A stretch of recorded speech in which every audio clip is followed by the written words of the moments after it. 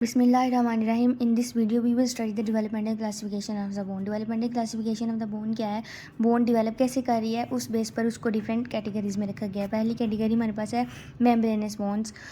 इसमें क्या होता है, जो बोन्स हैं वो मेम्ब्रेन के अंदर बनती हैं, ओसिफाई करती हैं। Then the cartilaginous bones cartilage के अंदर, and then the membrano cartilaginous bones partially membrane में और पार्शियली कार्टिलेज में बनती हैं। So these are the three basic categories के बोन बन कैसे रही है, फिर आगे उसको कौन सी कैटेगरी में रखा गया। इसके अलावा somatic bones and the visceral bones हमारे पास आती हैं। Visceral bones all the interior bone जैसे हायोइड बोन, मैंडिबल एट्सेट्रा। सबसे पहले हम देखेंगे मेम्ब्रेनस बोन्स।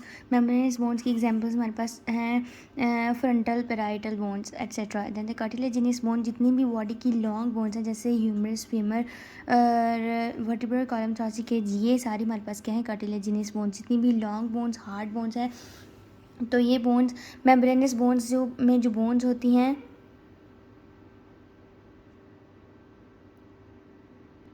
मेम्ब्रेनस बोन्स में जो बोन्स हैं वो मेम्ब्रेन के अंदर बनती हैं। अब ये मेम्ब्रेन कौन सी होती है, इसको हम स्टडी करेंगे। प्रोसेस है हमारे पास ओसिफिकेशन। ओसिफिकेशन का प्रोसेस हमें बताता है कि बोन बनती कैसे है। अब बोन हमने पढ़ा कि दो तरीक़ों से बनती हैं, या फिर वो मेम्ब्रेनस बोन मेम्ब्रेनस का ओसिफिकेशन होती है, या फिर वो कार्टिलेजिनस ओसिफिकेशन होती है। तो बेसिकली ये टू लेयर्स आती कहाँ से, मेसोडर्मल लेयर से। मेसोडर्मल लेयर क्या है, हमारे पास प्रोसेस होता है गैस्ट्रुलेशन का। कॉन्सेप्शन के बाद वीक 3 के अंदर हमारे पास ये प्रोसेस होता है गैस्ट्रुलेशन। इसमें क्या होता है, 2 लेयर्ड स्ट्रक्चर होता है ब्लास्टुला, वहाँ से 3 लेयर स्ट्रक्चर बनता है गैस्ट्रुलेशन के प्रोसेस में। वो 3 लेयर्स कौन कौन सी हैं, ectoderm, mesoderm and the endoderm. अब ये जो मेसोडर्मल लेयर है, यहाँ से हमारे पास bone and the cartilage develop करते हैं। अब ये कैसे करते हैं, जो मेसोडर्म बेसिकली हमारे पास क्या है, लेयर ऑफ द सेल्स। यहाँ पर हमारे पास क्या होता है, प्राइमरी सेंटर। प्राइमरी सेंटर में हमारे पास ओस्टियोब्लास्ट हैं। Osteoblast are basically the bone forming sales.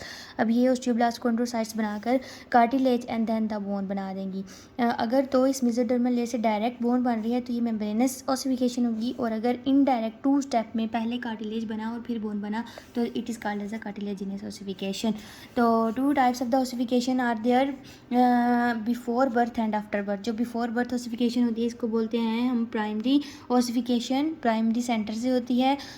और इसकी एग्जांपल क्या है, शैफ्ट। शैफ्ट हमेशा बिफोर बर्थ बनती है एंड प्राइमरी सेंटर से बनती है, दैट इज़ द डायफाइसिस। और सेकेंडरी ओसिफिकेशन में क्या होता है, बोन जो है वो आफ्टर बर्थ बनती है, एपिफिजियल एंड्स। और लॉ ऑफ ओसिफिकेशन हमें क्या कहता है कि जो सेकेंडरी सेंटर्स हैं वो बनते तो पहले हैं लेकिन यूनाइट लास्ट पर करते हैं। इसकी वजह क्या है, फ्यूजन उनका लास्ट पर क्यों हो रहा है, क्योंकि इन सेकेंडरी एंड्स ने, जो कि एपिफिजियल है, एपिफाइसिस है, इन्होंने बोन की ग्रोथ को प्रमोट करता होता है। तो बोन की जो ग्रोथ है उसको प्रमोट करने के लिए ज़रूरी है कि उनकी पहले से ही ओसिफिकेशन ना हो, उनमें फ्यूजन ना हो। फ्यूजन जब हो गई तो it means bone completely develop हो गई है। तो ये ग्रोथ ऑफ द बोन को कैसे प्रमोट किया जाता है, तो बोन की ग्रोथ हमारे पास लेंथ वाइज होती है एंड द थिकनेस वाइज होती है।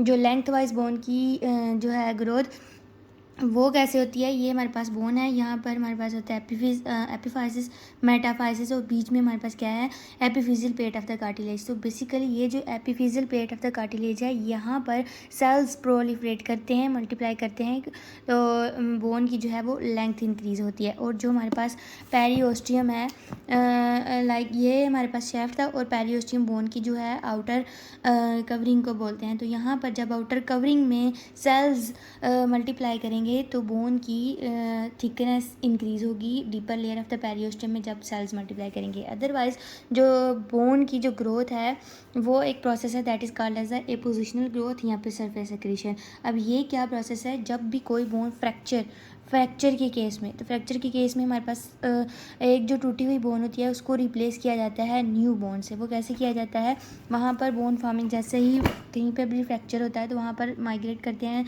Bone forming cells, that are the osteoblast.